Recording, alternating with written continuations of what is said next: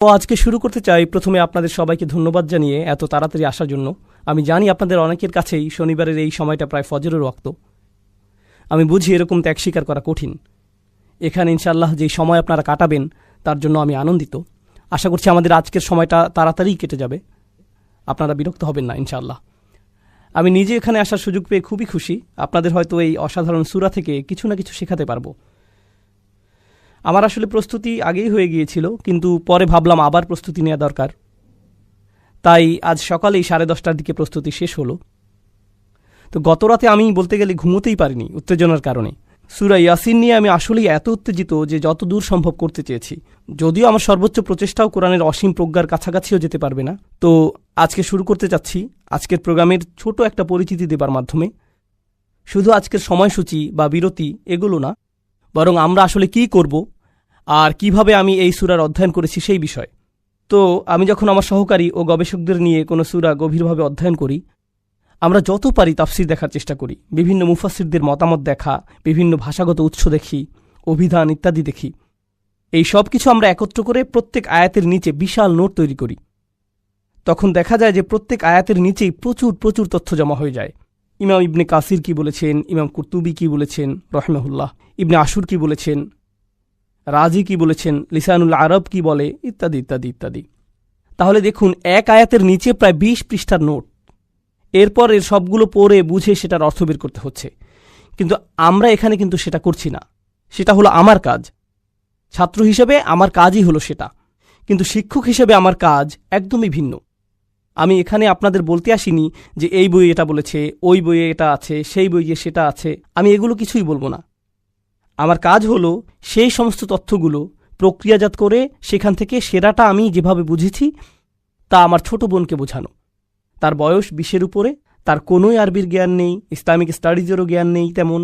আমাকে এই সমস্ত জিনিস একত্র করে মহান ইমামদের কথাগুলো, অসাধারণ বুঝগুলো নিয়ে এমনভাবে বলতে হবে যেন এখানে অডিয়েন্সের মধ্যে বসে থাকা কোনো অমুসলিমও সেটা বুঝতে পারে। তো কাজটি কিন্তু অনেক কঠিন। মানে ভারী এসব একাডেমিক বিষয় নিয়ে সহজে বোঝার মতো ভাষায় ব্যাখ্যা করা, তাই না? তাই আপনারা দেখবেন যে আমি অনেক মুফাসসিরদের উক্তি টানছি না। আপনাদের অনেকেরই ইসলামিক স্টাডিজের ব্যাকগ্রাউন্ড আছে, তাই আপনারা আমাকে অনেক অনেক বেশি তাফসির বা কোনো সাহাবী কি বলেছেন বা কোন হাদিসের ইসনাদ কেমন এইসব উল্লেখ করতে দেখবেন না। তাই ভাবতে পারেন এই সবই হয়তো বানিয়ে বলা, কিন্তু সেগুলোর ভিত্তি আসলেই আছে। আর আমার উদ্দেশ্য হলো, যেহেতু এই সমস্ত গবেষণা সংকলিত হচ্ছে, তাই আজকের মতো বক্তব্যগুলো সেসব নোটের সম্পূরক হতে পারে।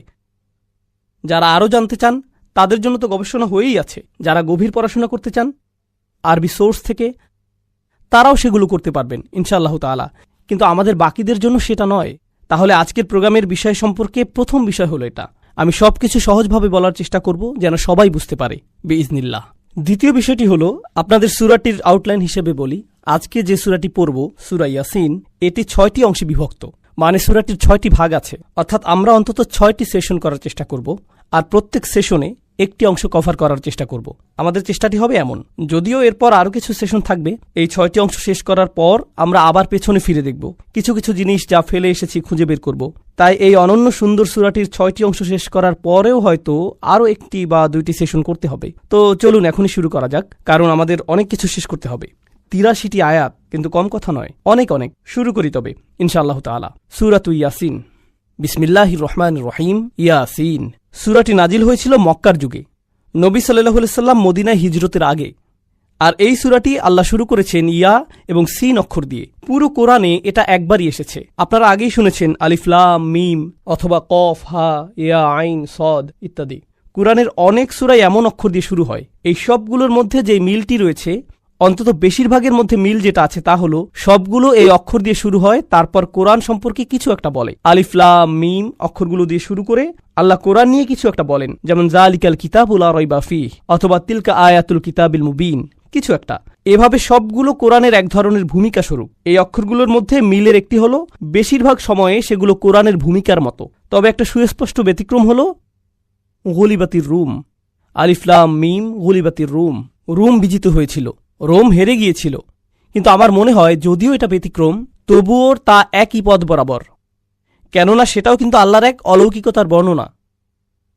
যখন রোম পরাস্ত অবস্থায় ছিল, পার্সিয়ানরা তাদের দখল করে নিয়েছিল, তখন আল্লাহ বললেন 10 বছরের মাঝেই তারা আবার বিজয়ী হবে, 10 বছরের মাঝেই তারা ঘুরে দাঁড়াবে। যদিও তখন তারা সম্পূর্ণরূপে ধ্বংস ছিল, এটা তখন কুরআন অনেক আগে থেকেই ভবিষ্যৎবাণী করে রেখেছিল। এটা বিশ্বমানবতাকে চ্যালেঞ্জ করে বলেছিল যে দেখো এমন হয় কিনা, মানে নিজের সম্পূর্ণ বৈধতা এর উপর রেখে দিয়েছিল। যেমন দেখুন, আল্লাহ কোরআনে বলছেন যেই রোমান সাম্রাজ্য পার্সিয়ানদের দ্বারা পরাজিত হয়ে আছে, তারাই 10 বছরের মাঝে ফিরে আসবে। শুধুমাত্র আরবের মরুভূমির একজন মানুষ এটা নিয়ে কথা বলছে। যদি এমনটা না ঘটে, তবে কোরআনের সবকিছুকেই প্রশ্নবিদ্ধ করা যাবে, সবকিছুই প্রশ্নবিদ্ধ হবে, সবকিছুই প্রশ্নবিদ্ধ হবে। মানে এভাবে পুরো ইসলামের বার্তার বিশ্বাসযোগ্যতাকে শুধু একটি বক্তব্যের হাওলায় ছেড়ে দিয়েছেন, তাই না? শুধু একটি দাবি, শুধু একটি দাবি। আর আসলে পুরো কোরআনেই কিন্তু এমন। কোরআনের মতো কোনো কিছু বানিয়ে দেখাও না কেন, এটা যে আল্লাহর পক্ষ থেকে না সেটা প্রমাণ করে দেখাও। মানে কোরআন নিজের বিশ্বাসযোগ্যতাকে প্রশ্নবিদ্ধ করার চ্যালেঞ্জ করেছে বারবার। এভাবে এটা অন্যান্য হুরুফের সাথে মিলে যাচ্ছে। এই হুরুফ মুকাত্তাআত নিয়ে আরেকটা বিষয় হলো, যদিও আমি ইয়াসিন শব্দ নিয়ে বেশি সময় খরচ করতে চাই না, আপনাদের অনেকেই হয়তো শুনেছেন যে সূরা ইয়াসিন হলো কোরআনের হৃদয়। এটা শুনেছেন না আগে? আর হয়তো আপনাদের অনেকেই এজন্য এখানে এসেছেন, আপনারা পাকিস্তানি, সারা জীবন এটাই শুনেছেন। কিন্তু এটা আসলে কোনো বিশুদ্ধ হাদিস নয়। যদিও শুনে খুব ভালো লাগে, আমরা একে অস্বীকার করছি না, আমাদের ঐতিহ্যের অংশ এটা। তবুও এটা কিন্তু প্রমাণিত নয় যে এটাই কোরআনের হৃদয়। যদিও এটা অনেক বিখ্যাত, তাও ভালো, অন্তত একটা সূরাকে তো আমরা যত্নার্থী করি, সেজন্য ভালোই। উপমহাদেশের জন্য কাজেই এসেছে এটা। তো যাই হোক, এই অক্ষরগুলোর ব্যাপারে কথা হলো যে এই হরফগুলো কিন্তু স্বয়ং নবীজি সাল্লাল্লাহু আলাইহি সাল্লামের কাছে অপরিচিত ছিল। খুবই গুরুত্বপূর্ণ। আমাদের নবীজির ব্যাপারে কোরআন গর্ব ভরে ঘোষণা করছে যে তিনি পড়তে জানতেন না, উম্মি। তিনি সদ্য জন্ম হওয়া কোনো বাচ্চার মতো নিরক্ষর ছিলেন, সেখান থেকেই উম্মি শব্দটি এসেছে, ঠিক আছে? আর তাই যিনি পড়তে জানেন না, ওয়ালা তাখুত্তুহু বিয়ামিনিক ওমা কুনতু তাতলু মিন ক্বাবলিহি মিন কিতাবিন ওমা তাখুত্তুহু বিয়ামিনিক, তুমি তো নিজের হাতে এটা লেখনি, এমনকি তুমি তো এর পূর্বে এমন কিছু কখনোই পড়নি, তুমি নিজের হাতে এটা লেখনি। এখন যে মানুষ পড়তে লিখতে জানে না, যে অক্ষর সম্পর্কে কিছুই জানে না, আপনি যদি শুধুই একটা ভাষায় কথা বলতে জানেন আর কেউ এসে বলল ডাব্লিউ এর মানে কি, এর মানে কিছুই হবে না আপনার কাছে। তাই তিনি যে বলছেন ইয়াসিন, যেটার আরবিতে নিজস্ব কোনো অর্থ নেই, শুধুমাত্র যে লিখতে আর পড়তে জানে সেই জানে যে এটা ইয়া অক্ষর আর সিন অক্ষর। যে এটা জানে না তার সামর্থ্যের একেবারেই বাইরে এটা। তাই শুধুমাত্র ইয়াসিন শব্দগুলোর ব্যবহার শ্রোতাদের এই ইশারা দিচ্ছে যে রাসূলুল্লাহ সাল্লাল্লাহু আলাইহি সাল্লাম সম্ভবত এক ধরনের জ্ঞান পাচ্ছেন। কারণ শুধুমাত্র জ্ঞান অর্জনের সময় আপনি অক্ষর সম্পর্কে জানতে পারেন। তাহলে প্রশ্ন ওঠে, কে তাকে এই জ্ঞান দিচ্ছে? কারণ যদি বলেন যে তাকে কেউ শেখাচ্ছে, তিনি এই অক্ষরগুলো শিখছেন, তখন প্রশ্ন আসবেই যে শেখাচ্ছে এটা কে তাহলে? তাই প্রত্যেকবার এই অক্ষরগুলো আসলেই প্রশ্ন ওঠে, কে তাকে এসব শেখালো, কে শেখালো এটা? আর প্রত্যেকবারই আল্লাহ কি করেন? অন্তত একটা ব্যতিক্রম বাদে তিনি কি করেন? কে শেখালো তার উত্তর দিয়ে দেন। এই বইটি ওহী শিখিয়েছে, আল্লাহ থেকে এসেছে এটা। তো এগুলো ছিল ইয়াসিন শব্দ নিয়ে কিছু কথা। এখন চলুন বিষয়বস্তুর কেন্দ্রে আসি। এটাই শুরু থেকে শেষ পর্যন্ত থাকবে। এই আয়াতেই আমরা বারবার ফিরে আসব। ওয়াল কুরআনিল হাকিম, আল্লাহ ওয়াদা করছেন, আল্লাহ বলছেন আমি ওয়াদা করছি, ওয়া অক্ষরটি এভাবেই অনুবাদ করছি, আমি কোরআন হাকিম দ্বারা ওয়াদা করছি। প্রজ্ঞাময় অনুবাদ করছি না, এখানে অনুবাদ করছি যে আমি কোরআন হাকিমের ওয়াদা করছি। আপনাদের অনেকেই এখনও আরবি জেনে না থাকলেও সমস্যা নেই, হাকিম শব্দটি আপনাদের ব্যাখ্যা করে দিচ্ছি, কারণ এর ভূমিকা ব্যাপক। তার আগে বলুন তো, প্রজ্ঞাময় কোরআন, কোরআন হাকিম দিয়ে আল্লাহ কি করছেন? তিনি বলছেন এটা দিয়ে কসম করছেন। তাই কোনো কিছু দিয়ে কসম করার মানে কি? আমাদের বুঝতে হবে কেন তিনি এটা করবেন। কোরআনের কোনো কিছু নিয়ে কসম করাতে বিশেষত্ব আছে। কোনো কিছু নিয়ে কসম করার ক্ষেত্রে কোরআনের অনন্যতার বিষয়টি আপনাদের দেখাবো আমি। কারণ আপনিও তো কসম করি, আয় হায় আল্লাহর কসম আমি তোকে, তাই না? আমরাও এমন করি। কিন্তু যখন কোরআন করে সেটার কারণটা হয় অসাধারণ। এজন্য আমি আপনাদের এটা বোঝাতে চাচ্ছি। প্রথমত, কোরআন এটা করে আপনাদের মনোযোগ আকর্ষণ করার জন্য, আপনার মনোযোগের জন্য। আর এই মনোযোগটা আকর্ষণ করে অসাধারণ কোনো কিছুর ব্যবহারের মাধ্যমে, যেটা নিয়ে আপনি ভাবতে পারেন। আরও আছে, কোরআন যখন কিছু নিয়ে আপনার মনোযোগ আকর্ষণ করে, তখন সেটাই পরে যা বলা হবে সেটার পক্ষে প্রমাণ হয়ে দাঁড়ায়। এখন এটা শুনতে কঠিন মনে হচ্ছে, তবে সহজ করে বুঝিয়ে দিচ্ছি। আল্লাহ বলছেন আমি সময়ের শপথ করছি, ওয়াল আসর, আমি সময়ের কসম করছি। আপনারা বলতে পারেন সমস্যা নেই, হালাল, এটা খুতবা নয় যে পুণ্য কাটা যাচ্ছে। ওকে, তো তিনি শপথ করছেন কিসের? সময়ের। এর মানে হলো সময়ের শপথ করে যেন তিনি বলছেন, আমি স্বয়ং সময়কে প্রমাণ হিসেবে উত্থাপন করছি, আমি সময়কে প্রমাণ বানিয়ে দিচ্ছি। কিসের প্রমাণ? ইন্নাল ইনসানা লাফি খুসর, যে নিঃসন্দেহে মানুষ ক্ষতির মধ্যে আছে। মানুষ যে ক্ষতির মধ্যে আছে তার সবচাইতে বড় প্রমাণই হলো সময়। দেখলেন? তাহলে পরবর্তী যেই বক্তব্য আসছে সেটাই শপথ হিসেবে প্রমাণ হলো। তাই যখন আল্লাহ বলেন ওয়াল কুরআনিল হাকিম, তখন কোরআনকে প্রমাণ হিসেবে আনা হচ্ছে। একে প্রমাণ হিসেবে আনা হচ্ছে। যেভাবে সময়কে প্রমাণ হিসেবে আনা হয়েছিল, তেমনি কোরআনকেও কোনো কিছুর প্রমাণ হিসেবে আনা হচ্ছে। তবে আগে কুরআনিল হাকিম নিয়ে কথা বলে নেই। আরবিতে আল হাকিম শব্দের 3টি অর্থ আছে। এর 3টি অর্থ হতে পারে। প্রথমটি আমি বাদ দিয়েছিলাম তখন, প্রজ্ঞা। কোরআন প্রজ্ঞাতে পরিপূর্ণ। দেখুন, প্রজ্ঞা বার্ধক্যের সাথে আসে, খুবই জটিল ভাষায় প্রজ্ঞা প্রকাশিত হয়। প্রাসঙ্গিক হলে তবেই মানুষ প্রজ্ঞাকে উপলব্ধি করতে পারে। অর্থাৎ আমার প্রজ্ঞাময় কোনো কথা যদি আপনার মাথার উপর দিয়ে চলে যায়, তবে একে আপনি কখনোই প্রজ্ঞা মনে করবেন না। তবে আমার কোনো উপদেশ যদি আসলে আপনার উপকারে আসে, তবেই আপনি এই প্রজ্ঞাকে উপলব্ধি করতে পারবেন। এজন্য প্রজ্ঞা বুঝতে হলে তাকে প্রাসঙ্গিক হতে হবে। আর প্রত্যেকবার যখনই নবী সাল্লাল্লাহু আলাইহি সাল্লাম কোরআন তেলাওয়াত করতেন, কেউ সেটা শুনলে সাথে সাথে ধাক্কা খেত যে, আরে, এটা তো আমার সম্পর্কেই বলছে, আমাকেই তো উপদেশ দিচ্ছে, আমার ক্ষেত্রে এটা প্রাসঙ্গিক, আমার দরকার অনুযায়ী পরামর্শ দিচ্ছে। তাই কোরআন তার প্রজ্ঞাকেই নিজের পক্ষে প্রমাণ হিসেবে আনছে। এটা বিশাল বড় কিছু। এতই প্রজ্ঞাময় যে মানুষের কর্ম হতেই পারে না। এটা বিশাল বড় কিছু। এখন দ্বিতীয় অর্থ, হাকিমের আরেকটি অর্থ হল হুকুম, অর্থাৎ যে জিনিসের রায় বা হুকুম দেবার ক্ষমতা আছে, মানে হুকুম বা হাকিম। হাকিম বলতে আরও বোঝায় শাসক বা গভর্নর। তাহলে কোরআন হল হুকুমে পরিপূর্ণ। এখন বিষয় হল, একজন মানুষ হিসেবে আমি বলতে পারি যে আমার ব্যক্তিগত জীবনে কোরআন অধ্যয়ন করতে গিয়ে আমার অনেক পুরনো মতামত পরিবর্তিত হয়েছে। কিছু বিষয় যা আমি অবধারিত সত্য বলে মনে করতাম, সেটা এখন আর মনে করি না। এভাবে আপনি যতই পড়াশোনা করবেন ততই শিখবেন, আপনার মতামতও সেভাবে পরিবর্তিত হবে। এমনকি একই সিলেবাস, একই সংবিধান পড়ার পরও একজন আইনজীবী যখন বিচারক হয়ে যান, তখন তাদের চিন্তাভাবনাতেও পরিবর্তন আসে, ঠিক কিনা? সময়ের সাথে ভিন্নভাবে চিন্তা করেন। এদিকে কোরআন হুকুম দিয়ে যাচ্ছে, আর এই 23 বছরের সময়কালে কোনো কিছু কি পরিবর্তন হয়েছে? এভাবে কি বলে যে না, আগে এভাবে বলতাম, এখন আর তা বলি না? না না না না, তার হুকুমে কোরআন একেবারেই ধ্রুব। তার রায় থেকে নড়াচড়া করে না সে। কখনো কখনো আপনার কোনো মতামত, রায় না কিন্তু শুধুই মতামত, আপনাকে ঝামেলায় ফেলে দেয়। মিডিয়া যদি মসজিদে এসে আপনার ইন্টারভিউ নিতে চায়, তবে কথা বলার আগে খুব চিন্তা ভাবনা করে নিতে হবে, কারণ তারা চালাকি করে আপনাদেরকে ফাঁদে ফেলতে পারে। তাই আপনাকে খুব সাবধান থাকতে হবে। কিন্তু কোরআন যখন কথা বলে, তখন কি পরিণতি নিয়ে চিন্তা করে? সম্ভবত এভাবে বলাটা ঠিক হবে না, ঝামেলায় পড়ব, এই বিষয়টা এড়িয়ে যাই, ওই প্রশ্নটা এড়িয়ে যাই। কোরআন সরাসরি বলে দেয়, স্পষ্ট রায় দিয়ে দেয়, স্পষ্ট রায় দিয়ে দেয়, যেন কর্তৃত্বের স্থান আছে তার। এখন ব্যাপার হলো, আপনাকে দুটো বিপরীত জিনিস বুঝতে হবে। নবী সাল্লাল্লাহু আলাইহি সাল্লাম তো শুধুমাত্র একজন মানুষ, খুব কম অনুসারী তখন, কোনো রাজনৈতিক অবস্থানেই নেই, কোনো সামরিক শক্তি নেই, কিছুই না। এদিকে আল্লাহ হলেন সর্বশক্তিমান, সর্বোচ্চ, তিনি গাইবে আছেন। কিন্তু যখন নবীজি কথা বলেন আলাইহিসসালাম, আল্লাহর পক্ষ থেকেই বলেন, বিচারকের মতো বলেন, হুকুম দেন। কিন্তু তিনি তো এভাবে বলার মতো অবস্থানে নেই। তিনি তো কোনো গভর্নর নন, লোকদের শাসক নন, তিনি ক্ষমতার অবস্থানে নেই। কিন্তু কথা বলবার সময় এমনভাবে বলেন যেন তারই হাতেই ক্ষমতা, কারণ তিনি আল্লাহর পক্ষ হতেই বলছেন। এখন কারো যদি ক্ষমতা না থাকে, তবুও ক্ষমতাশালীদের মতো কথা বলে, তখন সে সমস্যায় পড়বেই। আপনার হাতে ক্ষমতা না থাকলে ওভাবে কথা বলতে পারবেন না। কিন্তু এই কোরআন প্রতিনিয়ত রাসূলুল্লাহ সাল্লাল্লাহু আলাইহি সাল্লামের মুখ থেকে এভাবেই বলে যাচ্ছে।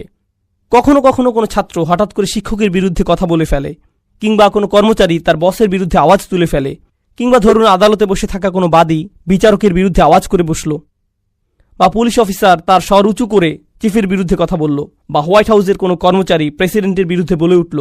এরকম একবার হতেই সে ক্ষমা চাওয়া শুরু করে, সরি সরি সরি সরি আমি বুঝতে পারিনি। এমন হয় কি না? এমন হয় কি না? কিন্তু কোরআনের বেলায় সে স্বর উঁচু করছে, সেখানে ক্ষমতাশালীরা আবার এত রেগে যাচ্ছে, কিন্তু কোরআন কি ক্ষমা চায়? না, আবারও বলে, এরপর আবার বলে। এটা হলো হাকিম শব্দের দ্বিতীয় অর্থ। কোরআন কর্তৃত্বপূর্ণ, কোরআন রায় প্রদান করে, কোরআন কারোই পরোয়া করে না, প্রত্যেকবার একই কাজ করে। দ্বিতীয়টি হলো এটি হুকুম দেয় কোনো পরোয়া ছাড়াই। আর তৃতীয় অর্থটি হলো আমার সবচেয়ে পছন্দ, এটা ইহকাম বা মুহকামের সাথে সম্পৃক্ত। ইহকাম অর্থ হলো কোনো কিছুকে বেঁধে ফেলা, কোনো একটা বুনন তৈরি করা, ঠিক আছে, গাঁথুনির মতো বা এরকম কিছু, মানে যেখানে প্যাটার্ন আছে। যখন এরকম লম্বা প্যাটার্ন থাকে তাকে আরবিতে ইহকাম বলে। জিনিস যখন একে অন্যের সাথে বাঁধা থাকে তাকেও ইহকাম বলে। কোনো কাজ যখন সম্পূর্ণ শেষ হয়ে যায়, যেমন ধরুন এই দেয়ালে কিছু কাজ হয়েছে দেখতে পাচ্ছেন, এখন এই দেয়ালের কাজ যদি শেষ না হয়ে থাকে তবে তা মুহকাম নয়। কিন্তু যদি কাজ পুরোপুরি শেষ হয়, দেয়ালের সবকিছু সম্পূর্ণরূপে সুন্দরভাবে শেষ হয়েছে, তখন তাকে হাকিমও বলা হয়। ওটার আরেকটা অর্থ এটা, অর্থাৎ কোরআনকে অতি নিখুঁতভাবে বুনন করা হয়েছে, সবকিছুর সাথে অতি নিখুঁতভাবে সংযুক্ত। অনেক সময় রাজনীতিবিদরা বক্তৃতা দেয়, সে বক্তৃতা লেখক থাকে, জানেন আপনারা, মানে যেমন প্রেসিডেন্ট নিজে নিজের বক্তৃতা লেখেন না, তার জন্য আলাদা লেখক আছে। কিন্তু তার প্রতিপক্ষ 5 বছর আগের কোনো বক্তব্য দেখিয়ে সেখান থেকে একটি অংশ নিয়ে বলতে পারে 2010 সালে আপনি এটা বলেছিলেন, কিন্তু এখন বলছেন উল্টো, যদিও তখনও আরেকজন বক্তৃতা লেখক ছিল, কিন্তু সে ভুল করে ফেলেছে। এখন প্রতিপক্ষ তার বিরুদ্ধে এটা নিচ্ছে, এমন কি হয় না? কিন্তু দেখুন কোরআনের বুনন কত শক্তিশালী ও নিখুঁত। আপনি বলতে পারবেন না যে ওখানে এটা বলছে আবার এখানে এটা বলছে, সবকিছুর নিখুঁত সংযোগ আছে। এমনকি আল্লাহ কোরআনে যা বলছেন তার সাথে নবীজির কথাও পুরোপুরি মিলে যায়, সাল্লাল্লাহু আলাইহি সাল্লাম, পুরোটাই নিখুঁত বুননে আছে। তো এটা হলো তৃতীয় অর্থ। তাহলে চলুন আবারও দেখি ওয়াল কুরআনিল হাকিমের 3টি অর্থ তাহলে কি কি? প্রজ্ঞা, এটা হুকুম দেয়, আর নিখুঁত বুননে বিদ্যমান। সবকিছু একে অপরের সাথে নিখুঁতভাবে সংযুক্ত, কোনো শিথিলতা নেই এখানে, এমন কোনোই শব্দ নেই যেটা ভুলে পড়ে গেছে। সবকিছু গাঁথনি নিখুঁত, একদম ঠিক অবস্থানেই আছে, অতিরিক্ত নিখুঁত এই কোরআন। এই সবকিছুই আবার অন্য কিছুর প্রমাণ। এগুলো কিসের প্রমাণ? প্রমাণ এটাই যে কোনো সন্দেহ নেই আপনি, অর্থাৎ মুহাম্মদ সাল্লাল্লাহু আলাইহি সাল্লাম, নিঃসন্দেহে যাদের পাঠানো হয়েছে আপনি তাদের একজন। এই কোরআনই চূড়ান্ত প্রমাণ যে এটা আপনার নিজের বানানো কিছু নয়, কোনোভাবেই এটা আপনার নিজে নিজে করা সম্ভব না। এখন আমাদের বুঝতে হবে কেন এই প্রমাণ। কারণ একজন মানুষের তুলনায় কোরআনের প্রজ্ঞা অতিরিক্ত বেশি, এটা অসম্ভব। এর মধ্যে কর্তৃত্বের অবস্থান হতে হুকুম এতই বেশি যে কোনো একজন মানুষের পক্ষে তা সম্ভব নয়। বছরের পর বছর, দিনের পর দিন নিজেকে আরও বেশি বিপদে কোনো মানুষই ফেলে না। কোনো মানুষ কথা বলার কারণে ঝামেলায় পড়লে পরের দিন আরও বেশি কথা বলে নাকি কম কথা বলে, চেপে যায়, অথবা বিষয় বদলে ফেলে, কিংবা অন্য কোনো শহরে চলে যায়। অথচ তিনি একই লোকদের কাছে বারবার যাচ্ছেন, তারা আরও বেশি করে অপমান করেই যাচ্ছে। শুধু আপনি চান বলে এমন করছেন তা হতেই পারে না। আপনি একা নন, আপনাকে পুশ করা হয়েছে, আপনাকে মিশন দেয়া হয়েছে, সাল্লাল্লাহু আলাইহি সাল্লাম। আর 3 নম্বরটা ছিল যে অন্য কোনো কথার মতোই নয়। ব্যাপারটা যোগাযোগ মনোবিজ্ঞানের দৃষ্টিকোণ থেকে বোঝার চেষ্টা করুন, খুবই মজার জিনিস, ঠিক আছে? এই মুহূর্তে আমি আপনাদের সাথে কথা বলছি, পড়ছি না, কিন্তু যদি কোনো তাফসিরের বই খুলি বা ধরুন গুগল গ্লাস পরে আছি, লেখাগুলো স্ক্রল করছে চোখের সামনে, সেখান থেকে তাফসির পড়ছি, বা শেক্সপিয়ারের কিছু মুখস্থ করেছি, সেটা আপনাদের মুখস্থ বলছি, আপনারা কি বুঝবেন না যে ওটা আমার বক্তব্য নয়? কি বুঝতে পারবেন না যে ওটা আসলে আমার কথা বলছি না, বরং পড়ছি? বুঝতে পারবেন তো? কারণ আমি যেভাবে কথা বলি, যেভাবে শেক্সপিয়ার কথা বলে, বা যেভাবে সংবিধান কথা বলে, বা আমার নিজের রচনা যেভাবে বলে, সবই ভিন্ন ভিন্ন। বরং আমি যেভাবে কথা বলি সেভাবে তো লিখিও না। আমার লেখাগুলো তো আরও অনেক বেশি ফরমাল, আর যখন কথা বলি সেটা অনেক ইনফরমাল। নবী সাল্লাল্লাহু আলাইহি সাল্লামের কাছে কি কাগজ আছে? না। আর থাকলেও কিছু যায় আসে না, কারণ জানেন যে তিনি পড়তে পারতেন না। কিন্তু তিনি যখন কোরআন তেলাওয়াত শুরু করেন, প্রত্যেকেই বুঝতে পারে যে এর গাঁথনি এতই শক্ত যে সেখানেই কোনো আচ্ছা, আবার রিপিট করি, এমন কিছুই নেই। মানুষের কথার তুলনায় কোরআন অতিরিক্ত নিখুঁত। তিনি বলছেন না, অন্য কেউ এটার রচয়িতা। তো এখন এই আয়াতে আরেকটা জিনিস বোঝার আছে, তা হলো আল্লাহ বলছেন আপনি তাদের একজন যাদেরকে প্রেরণ করা হয়েছে। কিন্তু এখানে তো প্রশ্ন চলে আসে, সেই প্রশ্নটি হলো কে প্রেরণ করেছে? আল্লাহ তো বলেননি ইন্নাকা লামিনাল মুরসালিনা মিনাল্লাহ, তিনি তো মিনাল্লাহ যোগ করেননি। তিনি তো বলেননি যে আপনি আল্লাহর পক্ষ হতে প্রেরিতদের একজন। আল্লাহকে এখানে উল্লেখ করা হয়নি, শুধুই উল্লেখিত হয়েছে যে এটা হচ্ছে কোরআন, অবিশ্বাস্য এক তেলাওয়াত, এটা হিকমতে পরিপূর্ণ, হুকুম দেওয়ার ক্ষেত্রেও প্রচণ্ড সাহসী, প্রচণ্ড শক্ত গাঁথনি এর। এটা তার পক্ষ থেকে হতেই পারে না, কেউ না কেউ তাকে প্রেরণ করেছে। আমরা এখনো জানি না তিনি কে, বুঝতে পারছেন? তাহলে রহস্য তৈরি করা হয়েছে, তবে উত্তর দেয়া হয়নি এখনো। আর সামনে আগানোর আগে আরেকটা জিনিস বলতে চাই, ইন্নাকা লামিনাল মুরসালিন নিয়ে আরো 3টা জিনিস। আল্লাহ কার সাথে কথা বলছেন? তিনি বলছেন নিঃসন্দেহে তুমি প্রেরিতদের একজন। তাহলে কার সাথে কথা বলছেন? তিনি নবীজির সাথে কথা বলছেন। কুরাইশদের বলার পরিবর্তে নিঃসন্দেহে তিনি রাসূলদের একজন, তিনি প্রেরিতদের একজন, এভাবে তিনি বলেননি। তিনি তাদের সাথে কথাও বলছেন না, কাফিরদের সাথে আল্লাহর কথাই হচ্ছে না। তিনি স্বয়ং নবীর সাথে কথা বলছেন সাল্লাল্লাহু আলাইহি সাল্লাম। কেন জানেন? কারণ কাফিররা তাকে মিথ্যুক বলছে, এসব আজে বাজে বলেছে। এখন কেউ আপনাকে পাগল বলল, আপনি হয়তো অপছন্দ করবেন। আরেকজন পাগল বললে, এরপর 100 জন আপনাকে পাগল বললে আপনি কি ভাবা শুরু করবেন? মনে হয় আমি আসলেই পাগল। একজন আপনাকে মিথ্যুক বলল, আরেকজন মিথ্যুক বলল, চাচা আপনাকে মিথ্যুক বলল, আপনার কাজিন মিথ্যুক বলল, বিজনেস পার্টনার আপনাকে মিথ্যুক বলল, প্রতিবেশী মিথ্যুক বলল, রাস্তায় আপনাকে চেনে না এমন মানুষও আপনাকে মিথ্যুক বলল। এটা আপনার উপর প্রভাব ফেলতে পারে, তাই না? আপনার অন্তত কাউকে তো প্রয়োজন যে বলবে, আপনার অন্তত কাউকে প্রয়োজন যে বলবে যে এসবে পাত্তা দিও না, আমি বলছি তুমি মিথ্যুক নও। আমার কথা শুনো, তারা যে বলে সব ভুলে যাও, তারা যা বলে সব ভুলে যাও। দেখুন, প্রোপাগান্ডার ধরনাটি কিন্তু এখানেই। তারা খবরে বলতেই থাকে এমন এমন এমন, মুসলিমরা কত কিছু, তার লিস্ট। আমরা এয়ারপোর্টে বা লিফটে মানুষকে নাকি ভয় পাইয়ে দেই, এলিভেটরের ভেতরেও তারা অস্বস্তিকর অবস্থায় থাকে। তো মাত্র গতকালই আমি লিফটে ঢুকলাম, ভেতরে একটা পরিবার ছিল। আমার ফ্লোরের বাটন চাপ দিলাম, কিন্তু তারা চাপছিল না। তো আমি ভাবলাম হয়তো তারা আমার ফ্লোরেই যাবে। তো যখন আমার ফ্লোরে লিফট আসলো, আমি ভদ্রতা করে, কারণ মহিলা বাচ্চারা ছিল, তাদের জায়গা করে দিলাম। তারা উল্টো আমাকে আগে যেতে বলল। আমি অবাক হয়ে বের হয়ে আসলাম। এরপর তারা বাটন চাপা শুরু করলো। ওকে, প্রোপাগান্ডা আসলেই কাজ করে, প্রোপাগান্ডা কাজ করে। কি অবাক কাণ্ড! ওকে, তো আমি বলছি যে এর প্রভাব আপনার উপরেও পড়তে পারে। তাছাড়া মুসলিমদের উপর কি নিজেদের বিরুদ্ধেই প্রোপাগান্ডার প্রভাব পড়ে না? আমরা কি আমাদের নিজেদের খারাপভাবে দেখতে শুরু করি না? হ্যাঁ, আমাদের পরিচয়ের জন্য ক্ষমা চাইতে শুরু করে দেই। আমাদের নিজেদের ইমামদেরকেই সেসব প্রশ্নগুলো করি যেগুলো অমুসলিমরা করার কথা। আমরা কেন এমন, এভাবে বলে কেন, কোরআন এমনটা বলে কেন? তারা তো বলে তোমাদের কোরআন এটা কেন বলে, আর আপনি বলেন হুজুর কোরআন পাকে এটার মানে কি? একই প্রশ্ন, আপনি একই প্রশ্ন কেন করছেন? কিন্তু দেখুন নবীজিকে কি বলা হচ্ছে সাল্লাল্লাহু আলাইহি সাল্লাম, আপনার অন্য কারো থেকে সার্টিফিকেট নিতে হবে না। আমি আপনাকে বলছি যে আপনি প্রেরিতদের একজন, অন্য কারো বৈধতার দরকার নেই আপনার। আমি বৈধতা দিচ্ছি, সেটাই আপনার জন্য যথেষ্ট। অন্যদের চাপের কথার কোনো দরকার নেই। এখন আমার 3য় পয়েন্টে আসছি। আল্লাহ কিন্তু শুধু বলেননি আপনি একজন রাসূল, তিনি বলেছেন আপনি তাদের একজন যাদেরকে পাঠানো হয়েছে। এর অর্থ কি? এর অর্থ হল তিনি একা নন। কারণ যদি বলি আপনি মুসলিমদের একজন, তখন তার মানে হবে অনেক মুসলিম আছে। তাই যখন বলল আপনি প্রেরিতদের একজন, তার মানে নিশ্চয়ই প্রেরিত আরও অনেকেই ছিল। এখন নবীজি সাল্লাল্লাহু আলাইহি সাল্লামকে বলা হচ্ছে যে আপনি নিজেকে একা মনে করলেও আপনাকে এমন মানুষজনের সাথে পরিচয় করিয়ে দেব যারা আপনারই দলে আছে, আরও বড় ভ্রাতৃত্বের বন্ধনে আবদ্ধ। আপনি যখন আপনার দলেরই আরও মানুষ খুঁজে পান, তখন অনেক মানসিক সাপোর্ট হয়। যেমন ইউনাইটেড স্টেটসে অনেকেই এখানে বসবাস করে, ইউনিভার্সিটিতে কোনো মুসলিমই দেখতে পায় না, কিংবা দেখে কর্মক্ষেত্রে কোনো মুসলিম নেই। এখন সে কেনাকাটা করতে দোকানে গিয়ে দেখল একজন মাত্র লোক দেখতে মুসলিমদের মতো দাঁড়িয়ে আছে, হয়তো ফাতিহা মুখস্থ করার চেষ্টা করছে।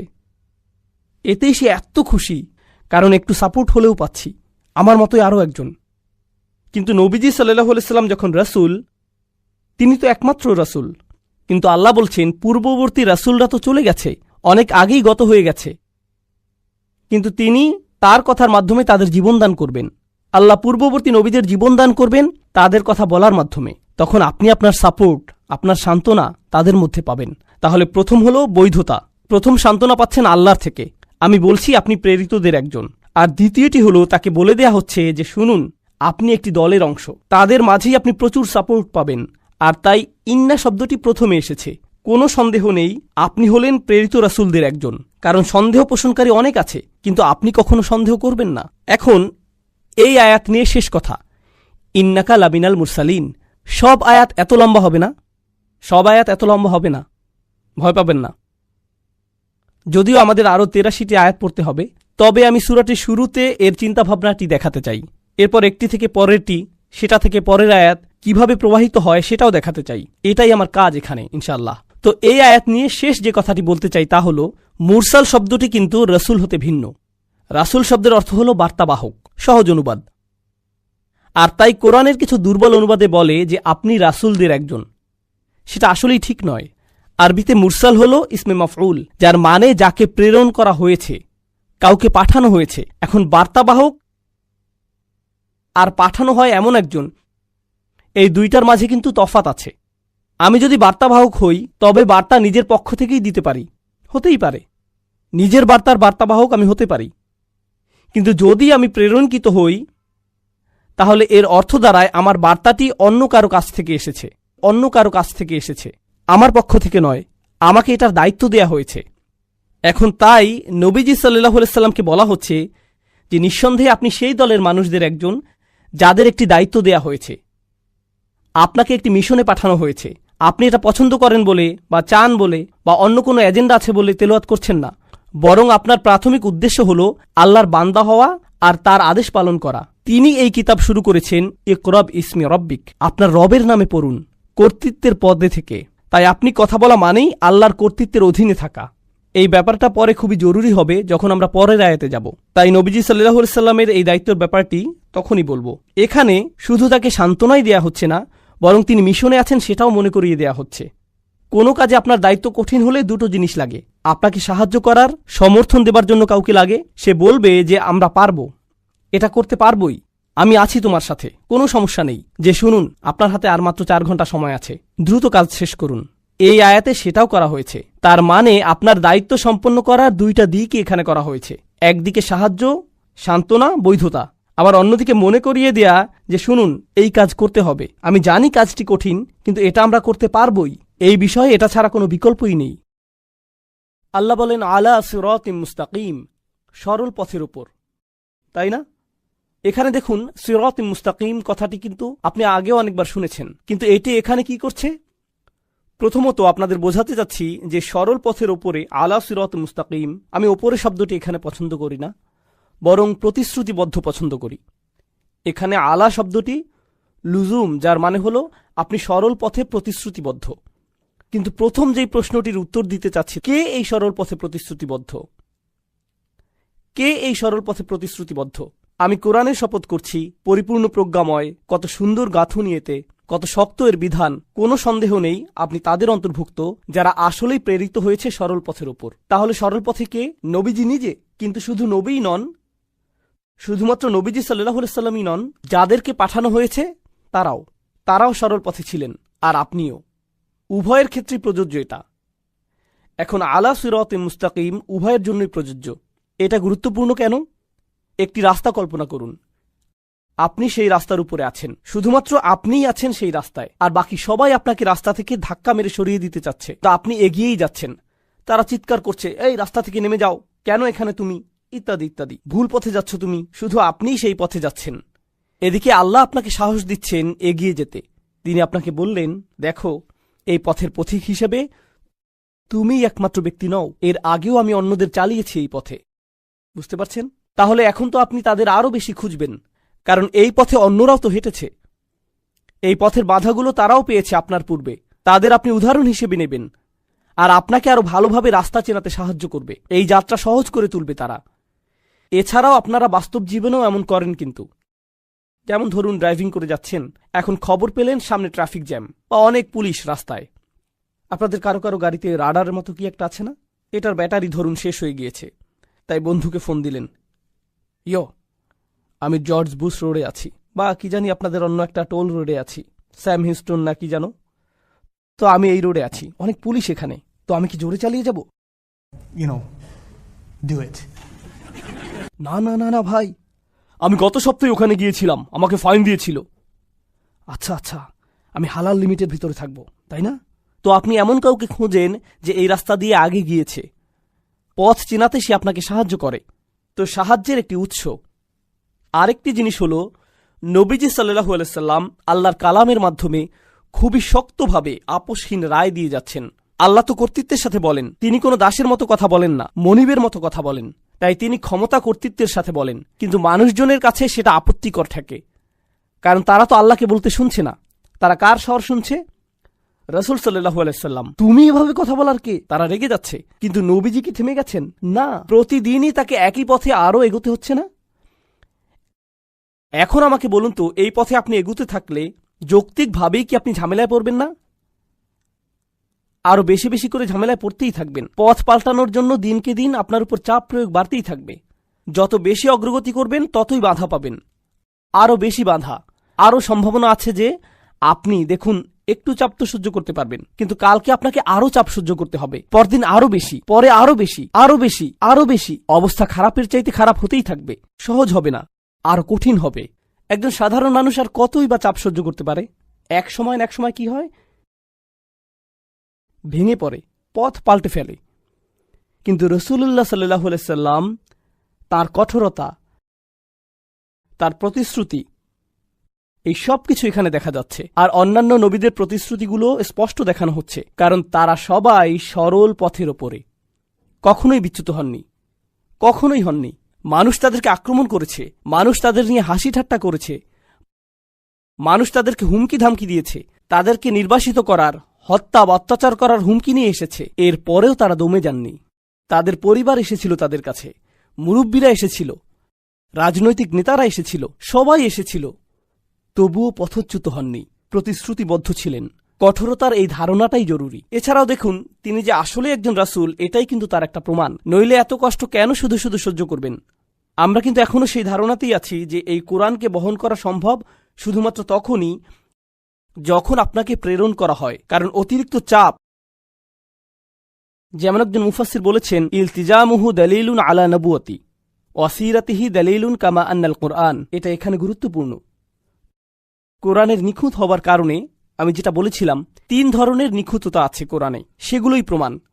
এখন এই উদ্দেশ্যের প্রতি নবীর প্রতিশ্রুতি নিজেও আর একটা প্রমাণ। এই সবই প্রমাণ করে দিচ্ছে। কিন্তু এরপর এই আয়াত নিয়ে শেষ আরেকটা জিনিস আপনাদেরকে বলছি, আলা সিরাতিন মুস্তাকিম।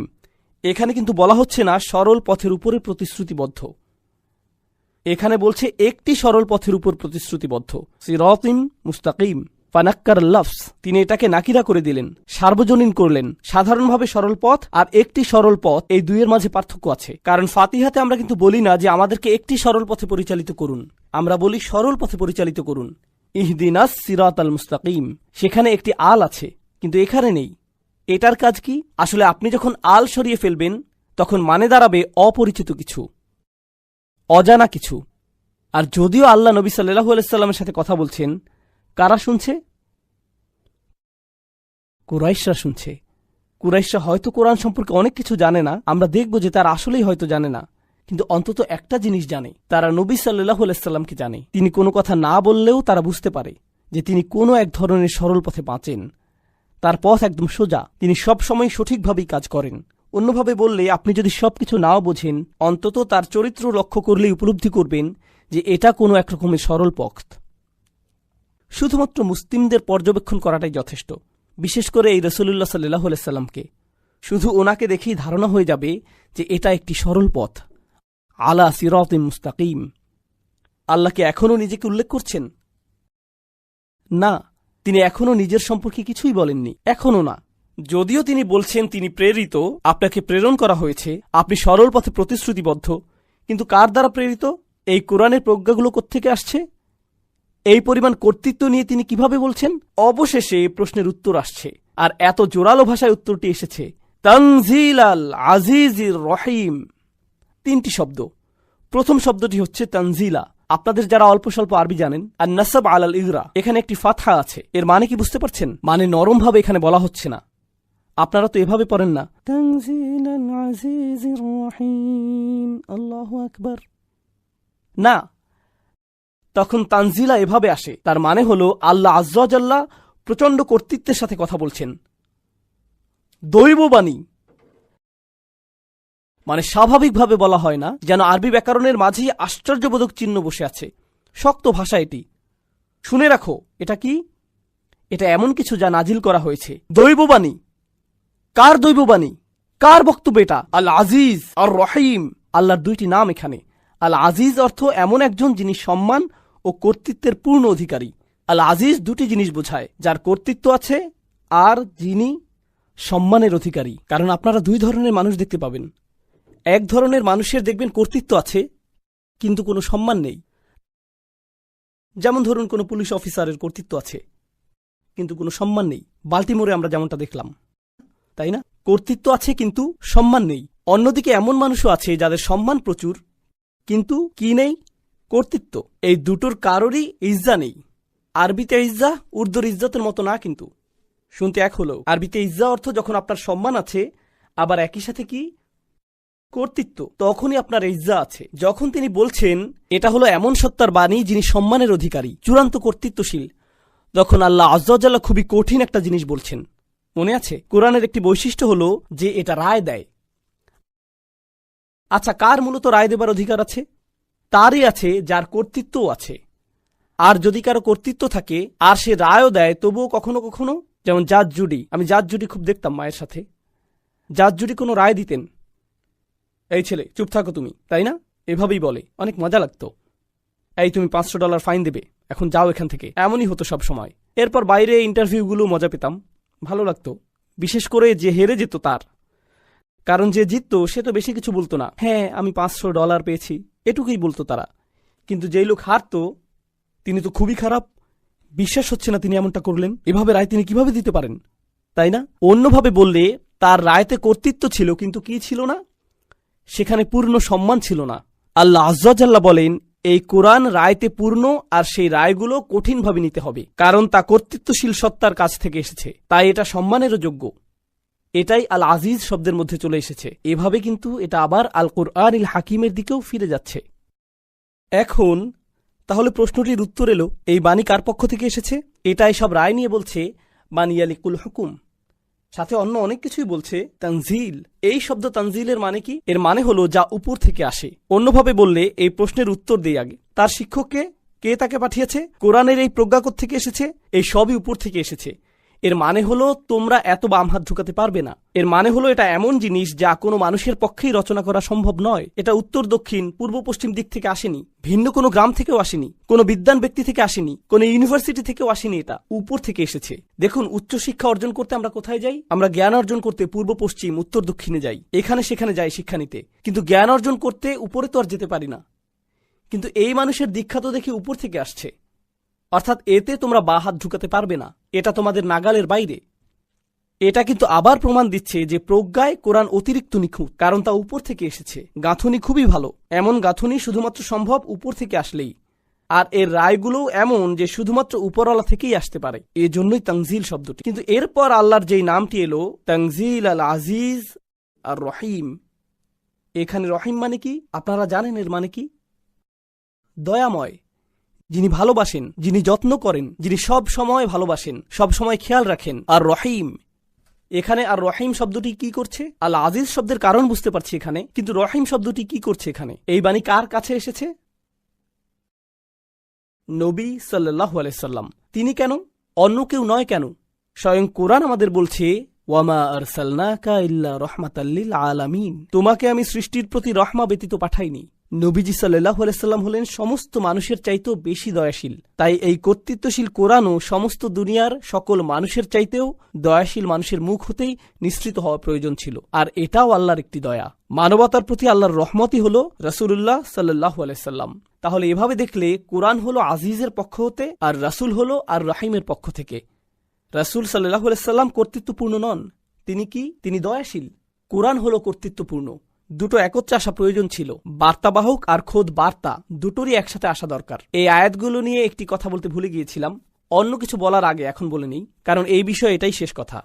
আমরা কিন্তু এখনো এই সূরার প্রথম অংশেই আছি। কতগুলো অংশ আছে এখানে বলছিলাম? খুব ভালো, 6টি অংশ। আমরা এখন প্রথম অংশে। তো একটি জিনিস এখানে বলতে চাই, তা হলো আল্লাহ যখন হেদায়েত দেন দুটো অংশ থাকে সেখানে, সেখানে থাকে বার্তা আর থাকে বার্তাবাহক, সেখানে থাকে বার্তা আর থাকে বার্তাবাহক। এখন যখন আল্লাহ বললেন ওয়াল কুরআনিল হাকিম ইন্নাকা লামিনাল মুরসালিন, তিনি বার্তাটিকে সত্য প্রতিপন্ন করলেন, মানে বার্তাটি মানুষের থেকে হতেই পারে না, বেশি নিখুঁত। তাহলে এখানে বার্তাটির বিষয়টি হলো, কিন্তু এটা তো গল্পের অর্ধেক মাত্র। শুধু বার্তাটি পেলেই তো আর হবে না আপনার আরও কি প্রয়োজন? একজন বার্তাবাহক। বার্তাটি তো নিখুঁত, বার্তাবাহকের কি অবস্থা? তাহলে তোমাদেরকে এই বার্তাবাহক আর তার চরিত্র সম্পর্কে বলি। আলা সিরাতিম মুস্তাকিম, তিনি সরল পথের উপর প্রতিশ্রুতিবদ্ধ। অন্যভাবে বললে, মানুষের হেদায়েতের জন্য নবী সাল্লাল্লাহু আলাইহি সাল্লামকে চরিত্রের সর্বোচ্চ স্তর দেখাতে হবে। শুধু বার্তা থেকেই হেদায়েত আসে না, যখন বার্তা আর বার্তাবাহক দুজনেই আদর্শ হয় তখনই হেদায়েত আসে। বার্তাটি তো আগে থেকেই শ্রেষ্ঠ, এখন বার্তাবাহকটিও আদর্শ। এটা বোঝানোর জন্য দুনিয়াবি একটা উদাহরণ দিই আপনাদের। রাজনৈতিক নেতারা খুবই ভালো বক্তৃতা দেন, কিন্তু যদি তাদের অতীত ইতিহাস খারাপ থাকে, মানুষ যদি জেনে ফেলে সে আগে দুর্নীতিবাদ ছিল, তাহলে তার বক্তৃতার কোনো লাভ আছে? লাভ নেই। এর কোনোই লাভ আর থাকতে পারে না, কারণ তাদের কর্ম, বিশেষ করে যেগুলো ভিডিও করা আছে, তাদের কথার চাইতে বেশি শক্তিশালী। তাই তারা আর যাই বলুক না কেন, কিছুই যায় আসে না।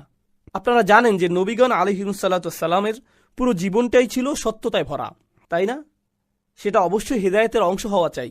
নবীদের যদি বিশ্বাসযোগ্যতা না থাকে, তবে তাদের আনা বার্তাও বিশ্বাসযোগ্যতা হারাবে, সেটা আল্লাহর পক্ষ থেকে এলেও। এখন চলুন সামনে যাই। নবীর সাথে এখনো কথা বলা হচ্ছে। আল্লাহ বলছেন, লিতুনযিরা কওমান মা উনযিরা আবাউহুম ফাহুম গাফিলুন। কেন আমি এই অসাধারণ বাণী পাঠালাম? সর্বোচ্চ কর্তা, সবচাইতে দয়াময় রহমান রহিম থেকে কেন নবীকে আল্লাহ পাঠালেন সাল্লাল্লাহু আলাইহি সাল্লাম?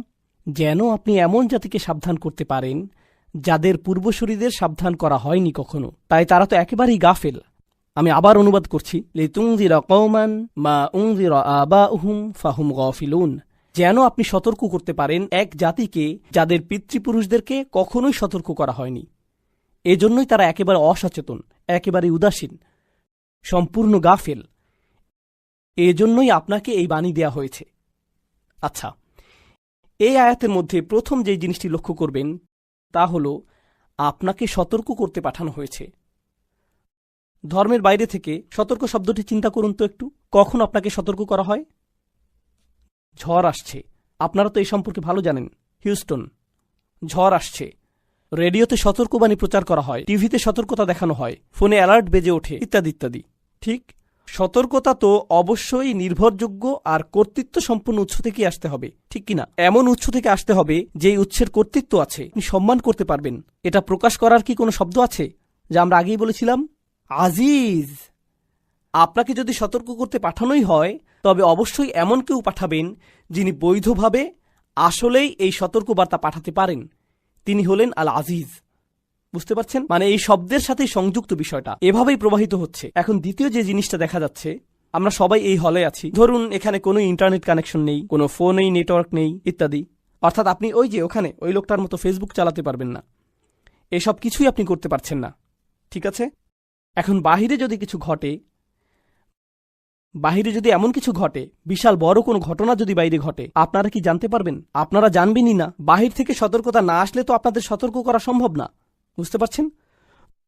ধরুন আপনি বিল্ডিং এর বেসমেন্টে আছেন, টেক্সাসে কোনো বেসমেন্ট নেই, আপনি আপনার গেমিং রুমে বসে আছেন।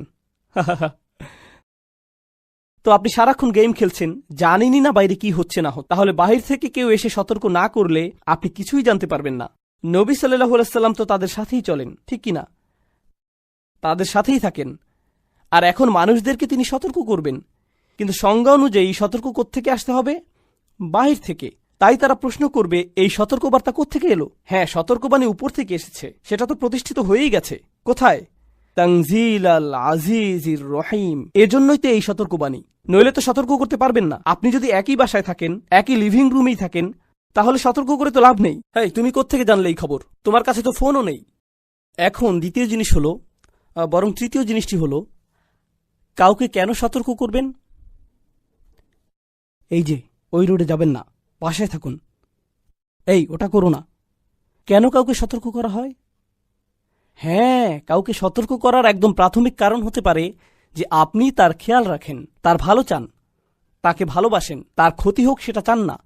আর মূলত এটাই হলো আল্লাহর নাম আর রহিম, যিনি আপনার যত্ন আত্মি করেন, আপনাকে দয়া দেখাতে চান, আপনার ক্ষতি দূর করতে চান। আপনাকে যে কারণে পাঠানো হয়েছে, নবীজি সাল্লাল্লাহু আলাইহি সাল্লামকে যে কারণে সতর্ক করতে পাঠানো হয়েছে, তা হলো এই সতর্কবার্তা খোদ আল্লাহর এক দয়ার বহিঃপ্রকাশ, যেমন ধরুন, কিছু মানুষ অভিযোগ করে কোরআন কেন জাহান্নামের আগুন নিয়ে কথা বলে। আমি বলি, আমরা সম্ভবত এটা পরিষ্কারভাবে চিন্তা করছি না। কেউ যদি আপনাকে ঝড় বা বন্যার ব্যাপারে সতর্ক করে দেয়, আপনি কি বলেন? তুমি কেন বন্যার কথা বলছো? বন্যা তো অনেক খারাপ, আমার মন খুবই খারাপ হয়ে গেল, আমার সাথে আর কথা বলবে না। আরে তুমি তো মারা যাবে। তোমার ভালো লাগুক কি নাই লাগুক, এটা আসবেই। এর চাইতে বরং কেউ যে তোমাকে সতর্ক করে দিচ্ছে, এই যত্নের বহিঃপ্রকাশ দেখে অন্তত খুশি হও। কিন্তু কেন তাকে এভাবে খুলে বলতে হবে? কেন সে শুধু এভাবে বলল না, খারাপ কিছু একটা ঘটবে? একটা সুনামি আসছে আর আপনি কাউকে বললেন খারাপ কিছু একটা হবে, তাহলে কি তাকে সিরিয়াসলি নেবেন আপনারা? এটা পরিষ্কারভাবে বলতেই হবে। এটাই আল্লাহর ভালোবাসার বহিঃপ্রকাশ। লিতুনযিরা কওমান।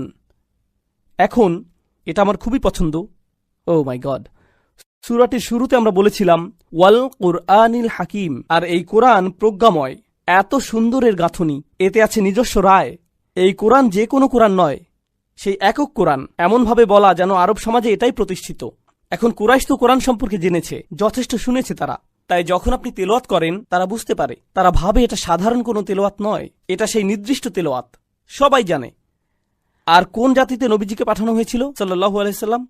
তাকে কুরাইশদের কাছে পাঠানো হয়েছিল। কিন্তু এই কুরাইশরা, আমরা জানি তারা জনপ্রিয় সমাজ ছিল, বেশ জনপ্রিয় ছিল তখন। কিন্তু দেখুন আল্লাহ তাদের সম্পর্কে এই আয়াতে কিভাবে বলছেন। নিজ কর্তৃত্বের অবস্থান থেকে আল্লাহ তাদের ছোট করছেন। তিনি বলছেন আপনি কোনো এক জাতিকে সতর্ক করতে এসেছেন।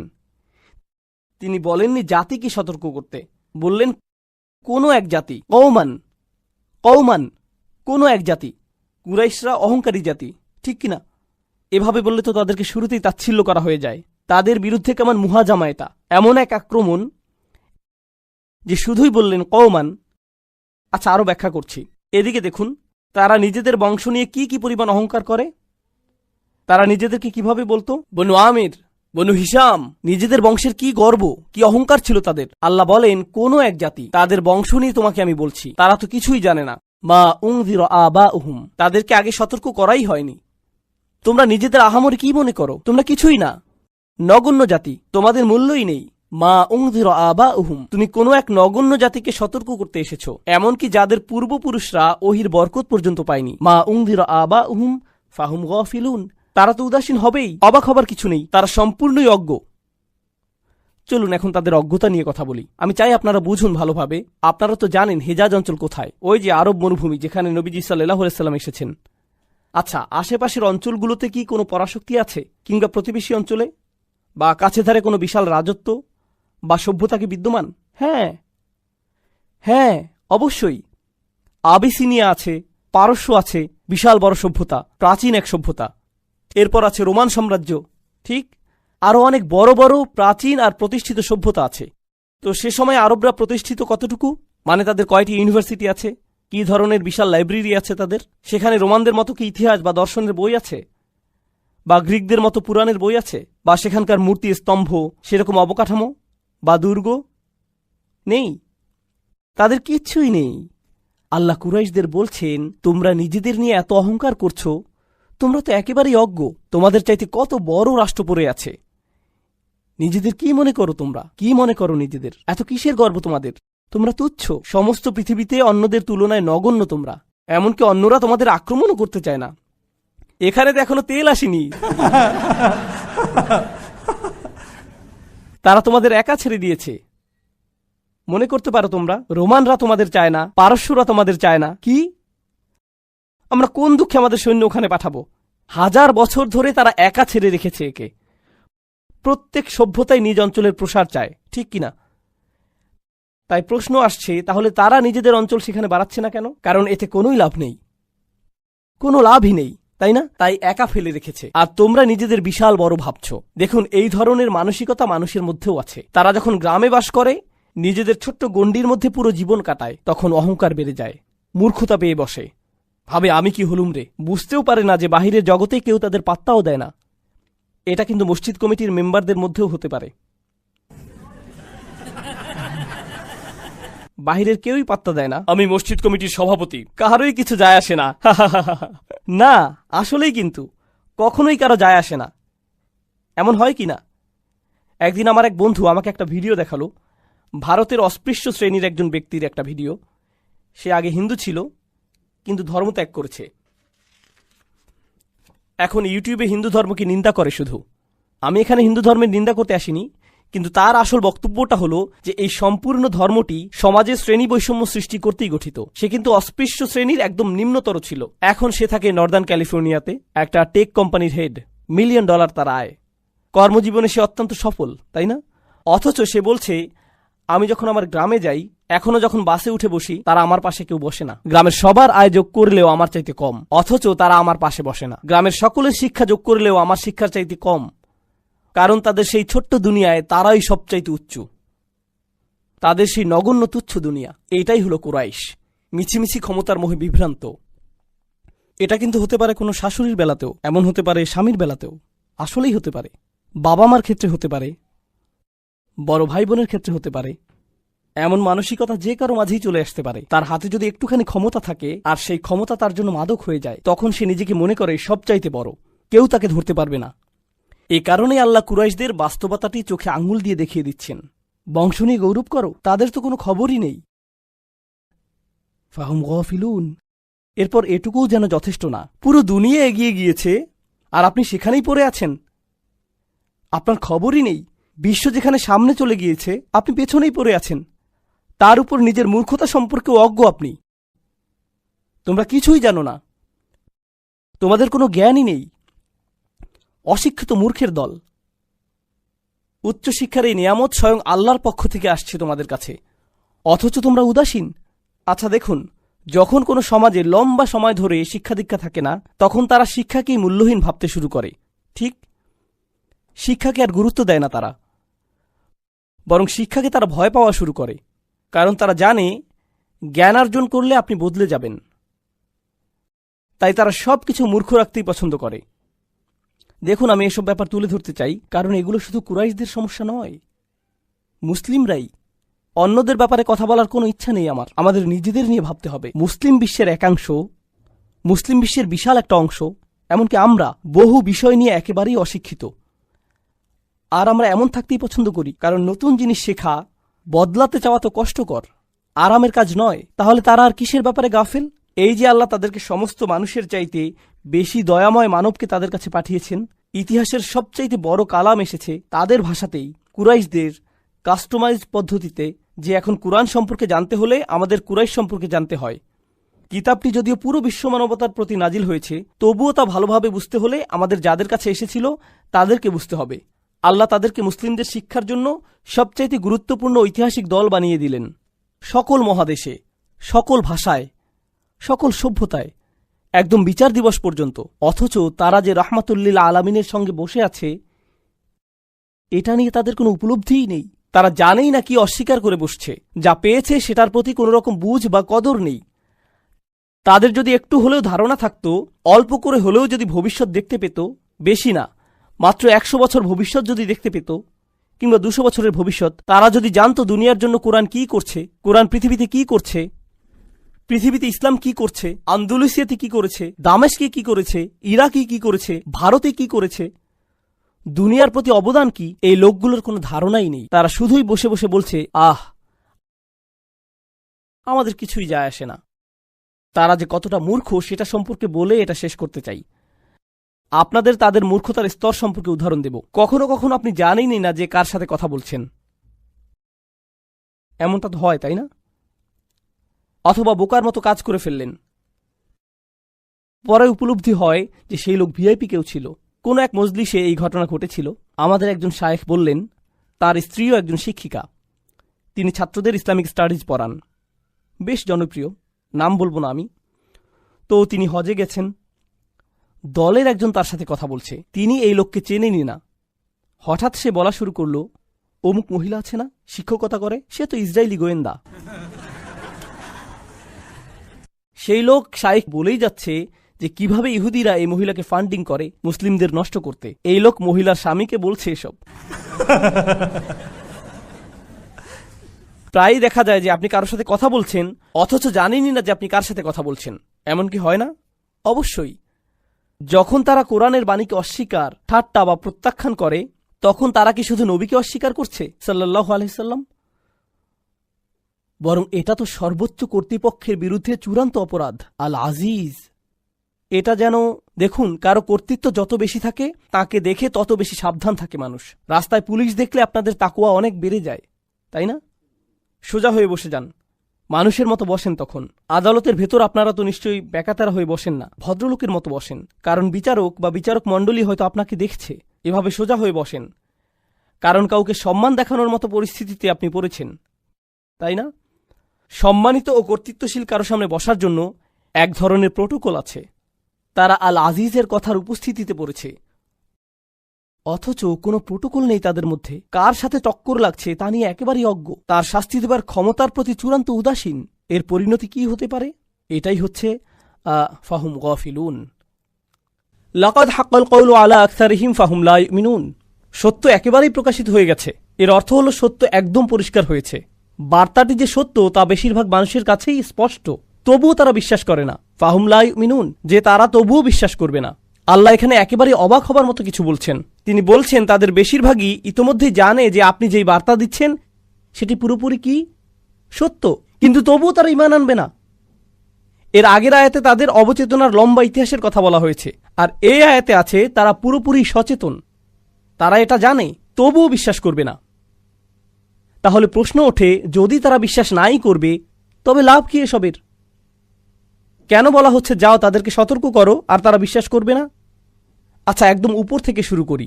সত্য তাদের কাছে একেবারে স্পষ্ট কিভাবে হলো? এক অনস্বীকার্য সংমিশ্রণের কারণে। আল্লাহর নিখুঁত কালাম ও নবীজির নিখুঁত চরিত্র সাল্লাল্লাহু আলাইহি সাল্লাম, এভাবেই হেদায়েত ঘটে। ঠিক বার্তা আর বার্তাবাহক, সর্বশ্রেষ্ঠ বার্তাবাহক আর সর্বশ্রেষ্ঠ বার্তা একত্রে মিলিত হয়েছে। তাই এমনকি কাফিরও, অস্বীকারীও ভিতর ভিতর জানে যে কোনোভাবেই তার প্রত্যুত্তর তারা দিতে পারবে না। আমি কখনোই জানতে পারতাম না, আপনিও জানতে পারতেন না, এমনকি নবীজিও জানতে পারতেন না সাল্লাল্লাহু আলাইহি সাল্লাম। আল্লাহ ওদের অন্তরের ভেতরে ভালোভাবে নজর দিয়ে খুব সূক্ষ্মভাবে সেটার বিশ্লেষণ করলেন, এরপর আয়াত নাজিল করলেন। সত্য একেবারেই স্পষ্ট হয়ে গেছে, আর বেশিরভাগের বেলাতে এটাই হলো অবস্থা। তারা ভালো করেই জানে, তবুও কোনোভাবেই বিশ্বাস করবে না। এখন দেখার বিষয় হলো, নবী সাল্লাল্লাহু আলাইহি সাল্লামের বৈধতার জন্য কোরআন কি যথেষ্ট না? আল্লাহ কি শুরুতেই তার বৈধতা দেননি? তিনি বলেন, এটা শুধু তোমার বৈধতার জন্য যথেষ্ট না, বরং তাদের বৈধতার জন্য। চিন্তা করো না, তোমাকে কিছুই ভাবতে হবে না। নাকি তারা বোঝেনি? তারা ঠিকই বুঝেছে। আমি বলছি তারা বুঝেছে ঠিকই, কিন্তু শুধু তোমাকে তা দেখতে দিচ্ছে না। এখন প্রশ্ন হলো, এর ভিন্ন আরেকটি সুন্দর বিষয় এবং সেটার ভয়ঙ্কর দিকও। আল্লাহ বলছেন তারা বিশ্বাস করবে না। ফাহুম লা ইউমিনুন, এখানে ইউমিনুন হলো ক্রিয়াপদ। ক্রিয়াপদ ব্যবহৃত হলে সেটাকে অস্থায়ী বোঝানো হয়, অর্থাৎ এখন তারা বিশ্বাস করবে না, তবে শেষ পর্যন্ত কিছু একটা হলেও হতে পারে, তারা বিশ্বাস করতেও পারে। এখন ওটা কি? এটা আসলে কোরআনের একটা ইঙ্গিত। কোরআনের অনেকগুলো স্থানে এই মূলনীতি উল্লেখ করা হয়েছে, মনোযোগ দিয়ে শুনুন। একগুয়ে কাফেররা যখন সত্য জেনেও সেটাকে প্রত্যাখ্যান করে, একটা সময় আসবে যখন সে বিশ্বাস করবে অবশেষে। জানেন সেটা কখন?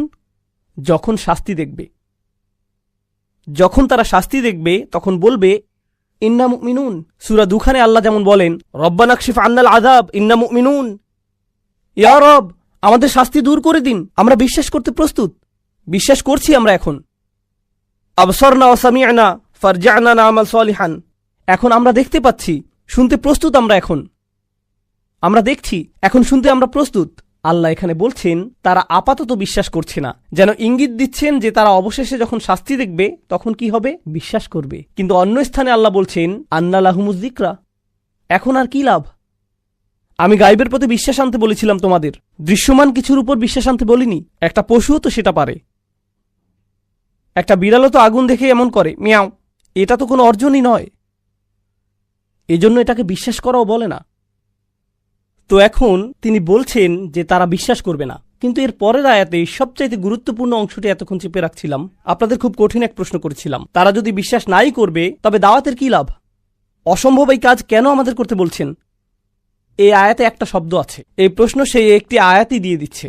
লাকাদ হাক্কাল কওলু আলা আকসারিহিম, তাদের অধিকাংশের কাছেই সত্যটা একেবারে পরিষ্কার হয়ে গেছে, তারপরও তারা বিশ্বাস করবে না। তাদের অধিকাংশই যদি বিশ্বাস না করে তাহলে কে করবে? তাদের অল্প সংখ্যক করবে, ঠিক। তাদের মধ্যে ছোট্ট এক সংখ্যালঘু অংশ বিশ্বাস করবে, ঠিক। আর নবীজিকে তাই বলা হচ্ছে সাল্লাল্লাহু আলাইহি সাল্লাম, আপনার সবাইকে সতর্ক করতে হবে, কারণ আপনি জানেন না কে কে বিশ্বাস করতে পারে। আমি আপনাকে জানিয়ে দিচ্ছি, যদিও যে বেশিরভাগই করবে না, এটাকে কঠিন সরল পথ তো আর অকারণে বলা হয় না। তাই আপনি অল্প কয়েকজনকে পাবেন, এটা জেনেই কাজ করুন। তারা কারা সেটাও আমি আপনাকে জানাবো না। আপনি যদি অন্তত বলে দেন যে তারা কারা, তাহলে আমার কাজটা একটু সহজ হতো, আমি তাদের কাছেই যেতাম, বাকি সবার পেছনে সময় নষ্ট করতাম না। না, বলবো না আপনাকে, শুধু বেশিরভাগই ঈমান আনবে না, তো এজন্যই আসলেই তারা বিশ্বাস করবেই না। মানে এত একগুয়ে জেদি কেন তারা? ইন্না জাআলনা ফি আনাকিহিম আগলালান, কোনো সন্দেহ নেই আমি তাদের বেরি পরিয়েছি, লোহার বেরি তাদের গলাতে, লোহার তৈরি মোটা বেরি, দেখতে এরকম ব্রেসলেটের মতো, এর সাথে শিকল লাগানো। কখন কাউকে এরকম পরানো হয়? না, আরো বেশি বড় শাস্তি চিন্তা করুন, জেলখানা, কারাগারে এসব মানুষদের পাশাপাশি শিকল দিয়ে বেঁধে রাখা, একের পর এক একের পর এক একের পর এক, প্রত্যেকের গলায় বেরি। ফাহিয়া ইলাল আযকান, এই বেরি চিবুক পর্যন্ত, মানে এটা এভাবে থাকে একদম চিবুক পর্যন্ত, এভাবে হাঁটতে হয় তখন। ফাহুম মুকমাহুন, তাদের গলা এভাবে উঁচু হয়ে আছে। এভাবেই এটা সেই জেলখানার চিত্র। আমি চাই আপনারা মনে রাখুন, এটা কিসের চিত্র? জেলখানার। তো এখানে সেটার সাথে কি সম্পর্ক? আল্লাহ কিন্তু আপনাকে বলছেন না যে আপনি যদি এখন কুরাইশদের কাছে যান, যদি আবু জাহেলের কাছে যান, এখনই তাকে এরকম বেরি পরা অবস্থায় দেখবেন। না না না না, এই বেরি কি দৃশ্যমান নাকি অদৃশ্য? এটা অদৃশ্য এক বেরি। কিন্তু জানেন কি, আমি চাই এই জেলখানার চিত্রটা আগে বুঝে নিন। এই লোকগুলোকে শেকল পরানো, তার মানে এরা বন্দী, আর ওরা জেলে থাকা মানে বাহিরের পৃথিবীর সাথে একেবারে বিচ্ছিন্ন। ঠিক, কারণ আপনি জেলে বন্দী থাকা মানে বাহিরে কি হচ্ছে কিছুই জানেন না, অর্থাৎ আপনি অসচেতন, জ্ঞানহীন, গাফেল। এই শব্দ কি এর আগে এসেছে? গফিলুন। আপনি গাফেল কেন? কারণ আপনি জেলে, আর আপনার গলায় এমন বেরি থাকলে আপনি আশেপাশে দেখতে পারবেন না, মানে আপনি জানতেই পারবেন না আপনার পাশেই কি হচ্ছে, মানে আপনি আরো বেশি অজ্ঞ, গাফেল হয়ে গেলেন। আর তারপর আপনাকে সেখানে থাকতে হবে। কাউকে জেলে পুরে দিলে আপনি তাকে জিজ্ঞেস করতে পারেন, কেন তার এমন হলো, কেন তুমি জেলে গেলে? জেলে যেতে হলে আপনাকে অপরাধের অভিযোগে অভিযুক্ত হতে হবে, ঠিক। কিন্তু পূর্বের আয়াতেই তার বিরুদ্ধে অপরাধের অভিযোগ এসেছে, সত্য তাদের সামনে প্রকাশ হয়েছেই, বাণী তার সামনে সম্পূর্ণ স্পষ্ট হয়েছে, তবুও তারা বিশ্বাস করেনি। এটাই অপরাধ। আর অপরাধ এমনটা হলে তাদের জেলেই যাওয়া উচিত। কিন্তু এরপরেও শুধু জেলে গেলেই হবে না, আপনার শাস্তি অপরাধের সমানুপাতেও হতে হবে। এই কথা আগে শুনেছেন? অপরাধের উপযুক্ত শাস্তি হতে হবে। আমরা এখন পর্যন্ত শাস্তি সম্পর্কে কি জেনেছি? যে তাকে বেরি পরানো হবে। কোথায়? তার গলায়। আল্লাহ কি বলছেন? যে সে নিজে অন্তরে সত্য জানে। তিনি এই ইঙ্গিত দিয়েছেন যে সে ইতিমধ্যেই জানে কি সত্যটা, অতএব সে সত্য জানে কিন্তু মুখ দিয়ে সেটা প্রকাশ করছে না, অহংকারের কারণে। তার গলায় সত্যটা আটকে আছে, মুখ পর্যন্ত আসতেই পারছে না, গলায় ধরে রেখেছে সে। এজন্যই তাদেরকে বলা হয় কাফির। কাফির অর্থ যে সত্যকে লুকিয়ে ফেলে। কাফির বলতে কৃষককেও বোঝানো হয়, কারণ সে বীজ মাটিতে পুঁতে ফেলে। তাই তারা যে নিজেদের গলার ভেতরে সেটা আটকে রাখে, এজন্য তাদের গলাও আটকা পড়েছে। অপরাধটা এখানেই। তারা চাইলেই বলতে পারে, কিন্তু অহংকার তা দিচ্ছে না। কিন্তু দেখুন, আরেকটি জিনিস আপনাদের জিজ্ঞেস করতে চাই, তা হলো যখন আপনি এভাবে মাথা উঁচু করে রাখেন অথচ আপনার গলায় বেরি নেই, তখন সেটা কি? সেটা অহংকার। একজন কয়েদির এভাবে গলা উঁচু করে রাখার চিত্রটি বেশ অপমানজনক। আল্লাহ সেই মাথা উঁচু করা কয়েদির সাথে অহংকারী লোকের তুলনা করেছেন, যে অহংকার আর জেদের কারণে তার বাণী শুনতে অস্বীকার করে। তিনি বলছেন যে সে অহংকার করছে। আল্লাহ সেটাকে কয়েদখানা বলছেন। সে বন্দী, সে বন্দী। সে নিজেও জানে না যে সে নিজের অহংকারই বন্দী। এই আয়াতের কি অসাধারণ চিত্রায়ন! এই আয়াত নিয়ে শেষ কথা, আপনার গলায় যখন এরকম বেরি পরানো থাকবে, তখন কি নিজেকে দেখতে পারবেন? জেলের বাইরে বা আপনার আশেপাশে বা কি হচ্ছে ভুলে যান, আপনি কি অন্তত নিজেকে ঠিকভাবে দেখতে পারবেন? ফাআনসাহুম আনফুসাহুম উলাইকা হুমুল ফাসিকুন। তিনি তাদের নিজেদেরই ভুলিয়ে দিলেন, তারা এমনকি নিজেদেরও দেখতে পারছে না। ইদা আখরাজা ইয়াদাহু লাম ইয়াকাদ ইয়ারাহু। কুরআন বলছে, সে যদি অন্তত নিজের হাত দেখতে পারত। তাদের অবস্থা এতই খারাপ, তারা এতই হঠকারী, কিন্তু তাদের এই একগুঁয়েমি আল্লাহ চান না। আমি যখন এটা পড়ি তখন ভাবি, আচ্ছা, আল্লাহ হয়তো এখন অন্য বিষয়ে যাবেন, কারণ যথেষ্ট শাস্তি তো হয়েছেই। কিন্তু এরপর আরেক আয়াত, ওয়াজআলনা মিন বাইনি আইদিহিম সাদ্দান, আর আমি তাদের ঠিক সামনেই একটা দেয়াল রেখেছি। অমিন খলফিহিম সাদ্দান, আর তাদের পেছনেও আমি একটা দেয়াল রেখেছি। আগশাইনাহুম, তাদেরকে ঢেকে দিয়েছি। ফাহুম লা ইউবসিরুন, ফলে তারা দেখে না। আপনি জেলখানায়, আপনাকে অন্য মানুষের সাথে বেঁধে রাখা হয়েছে। আপনার সামনে একটা দেয়াল, পেছনে আরেকটা দেয়াল। তিনি কেন দুপাশে দেয়ালের কথা বললেন না? কারণ যখন আপনি শেকলে বন্দী, তখন শুধু কোন দিকে নড়াচড়া করতে পারেন? সামনে ও পেছনে। আর আপনি আশেপাশে তাকিয়েও দেখতে পারছেন না, কারণ গলায় বেড়ি বাঁধা। তাই শুধু সামনে আর পেছনেই যেন দেখতে পান, এটুকুই। তো তারা এই দিকেই এগিয়ে আসছে। তাহলে আল্লাহ কি বলছেন? তাদের সামনে একটা দেয়াল আছে আর তাদের পেছনে একটি দেয়াল আছে। এই দেয়ালের কাজ কি? আপনি পালাতে পারবেন না। দেয়ালের আরেকটি কাজ হলো আপনি ওপাশের কিছুই দেখতে পাবেন না। ঠিক এটার কারণেই তারা অসচেতন। কিন্তু এখানে তো তিনটি আবরণ, সামনে দেয়াল, পেছনে দেয়াল, উপরে আরেক আবরণ। এটা কিছু খুব খুব গুরুত্বপূর্ণ। যখন আমি খুবই গুরুত্বপূর্ণ দুইবার বলি, খুব খুব এভাবে, তার মানে হলো এটা আসলেই খুব খুব গুরুত্বপূর্ণ। যদি বলি খুব গুরুত্বপূর্ণ, তখন আসলে আপনাদের শুধু জাগাবার চেষ্টা করছি। কিন্তু যদি আমি বলি যে খুব খুব গুরুত্বপূর্ণ, এর মানে আসলেই খুব খুব গুরুত্বপূর্ণ। তিনটি বাধা। প্রথম বাধাটি কোথায়? ঠিক তাদের সামনে। বোঝার চেষ্টা করুন এর মানে কি। আমাদের ঠিক সামনে কি জানেন? সব কিছু। যখন ঘুম থেকে উঠি, আমার ঘর আমার সামনে। যখন নিচে যাই, আমার বাচ্চারা আমার সামনে। যখন বাইরে যাই, পুরো আকাশ আমার সামনে। যখন গাড়িতে উঠি, আমার গাড়ি ঠিক আমার সামনে। কোরআন আমার সামনে।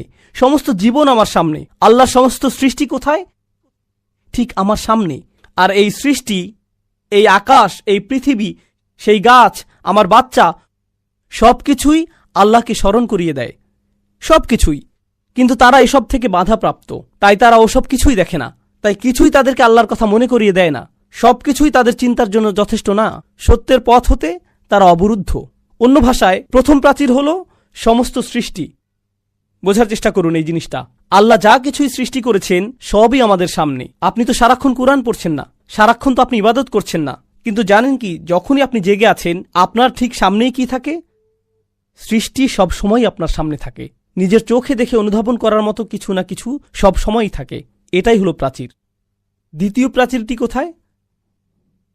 তাদের পেছনে। আমাদের পেছনে কি? আমাদের ইতিহাস, আমার নিজের ইতিহাস, আমার জাতির ইতিহাস, অন্যান্য জাতির ইতিহাস। এগুলো সব কোথায়? তারা তাদের সামনে থাকা প্রাচীরের কারণে পুরো বিশ্ব দেখতে পারছে না। আর তারা তাদের পূর্বে গত মানুষের অবস্থা থেকেও শিক্ষা নিচ্ছে না। এজন্য তাদের পেছনেও আরেক প্রাচীর। এখন পর্যন্ত দুটো পেলাম। আপনার চারপাশের দুনিয়া 1 নম্বর, আর আছে ইতিহাস 2 নম্বর। কিন্তু সেটাও যথেষ্ট না। অন্য দিক থেকেও তারা অবরুদ্ধ। কোথায়? ফাআগশাইনাহুম, আমি তাদেরকে ওপর থেকেও ঢেকে দিয়েছি। এখন আপনি যদি ওপর থেকে তাদের বন্দী করে রাখেন, তার মানে ওপর থেকেও এমন কিছু শেখার আছে যা সত্যের পথ দেখায়। আপনি যদি ইতিহাসে মনোযোগ দেন, সেখান থেকেও সত্য পেতে পারেন। হতে পারে উপরেও কিছু একটা আছে যা আপনাকে সত্যের দিকে নিতে পারে। সেটা কি? আল্লাহর পক্ষ থেকে বাণী। এখন সেটাও আপনার অন্তর হতে অবরুদ্ধ। আপনি কোরআনের যেখানেই পড়েন না কেন, তা বলবে যে সত্যে পৌঁছানোর জন্য 3টি রাস্তা আছে। আপনার চারপাশের পৃথিবীর দিকে নজর দিতে পারেন, ইতিহাসের প্রতি নজর দিতে পারেন, আর নজর দিতে পারেন ওহির প্রতি। কোরআনে এই 3টি ধ্রুব। আপনি যখন নিজের প্রতি মনোযোগ দিচ্ছেন, তখন আপনি সব কিছুর প্রতি দিচ্ছেন। সানুরিহিম আয়াতিনা ফিল আফাকি ওয়া ফি আনফুসিহিম হাত্তা ইয়াতাবায়্যানা লাহুম আন্নাহুল হক। আপনার চারপাশের পৃথিবীটাই সত্যে পৌঁছানোর প্রথম ধাপ, ইতিহাস। আর যারা ইতিহাস নিয়ে চিন্তা করতে পারে, তারাও সত্যে পৌঁছাতে পারে। আর সত্যে পৌঁছানোর সবচাইতে শক্তিশালী পথটি অবশ্যই সেটা যা ওপর থেকে আসে। অথচ এই মানুষগুলো পুরোপুরি অবরুদ্ধ। তাই ওহি তো দূরে থাক, তারা তো এই বাণী শুনছেই না। নবীজি সাল্লাল্লাহু আলাইহি সাল্লামকে তারা আপনাকে শুনবে না। অথচ তা কোরআন উপর থেকে এসেছে। অথচ তা কোরআন উপর থেকে এসেছে। এটা বলতে বলার আগে দেখুন, সেটা তো তাদের প্রথম অপরাধী না। তারা তো তাদের আশেপাশের পৃথিবীটাতেই মনোযোগ দেয় না। তারা ধ্বংসাবশেষ নিয়েও চিন্তিত না। তারা তো অতীত জাতির ধ্বংসাবশেষের পাশ দিয়ে গিয়েছে। আরবরা যেত এভাবে। অথচ তারা দুইবার ভাবত না, এখানে কি হয়েছে, এখানে কি হয়েছে। ফাহুম লা ইউবসিরুন। তাদের এই অবস্থা কেন হলো? তারা এমনটা কখনোই ভাবেনি। কি এক চিত্রায়ন, কি অসাধারণ চিত্রায়ন। আর এই সব কিছুর শেষে এখন নবীজি সাল্লাল্লাহু আলাইহি সাল্লামকে বলা হচ্ছে, তিনি কি সংখ্যাগুরুদের পাবেন নাকি সংখ্যালঘুদের? এখন বলা হচ্ছে বেশিরভাগ মানুষই খারাপ, কোনো আশা নেই। ওয়াসাওয়াউন আলাইহিম আনযারতাহুম আম লাম তুনযিরহুম লা ইউমিনুন। সব একই রকম। আপনি তাদেরকে সতর্ক করেন আর নাই করেন, তারা বিশ্বাস করবেই না। হে আল্লাহ, আপনি আমাকে বলেছিলেন তাদের সতর্ক করতে। এখন বলছেন তাদেরকে সতর্ক করি আর না করি লাভ নেই। তাদের জনসংখ্যার বিশাল গোষ্ঠীর ব্যাপারে আসলেই কোনো লাভ নেই। এই মানুষগুলোর ব্যাপারেই যদি নবীজিকে বলা হয়ে থাকে সাল্লাল্লাহু আলাইহি সাল্লাম, তবে তাদের বেশিরভাগের গলাতেই শেকল আর বেড়ি লাগানো। তাদের বড় অংশের কোনো কিছুতেই কোনো মনোযোগ নেই আর। কিন্তু তবুও তাকে করতে হয়। কেন বাপু? কেনই বা তাদের বেশিরভাগ বিশ্বাস রাখবে না? এমনকি কোরআনও, এমনকি রসুলুল্লাহ সাল্লাহ আলাইসাল্লামের নিজ কণ্ঠের কোরআনও নয়। এত একগুঁয়ে তার কিভাবে হতে পারে যে স্বয়ং নবীর কণ্ঠের কোরআনও তাদের জন্য যথেষ্ট না? এরকম অবস্থা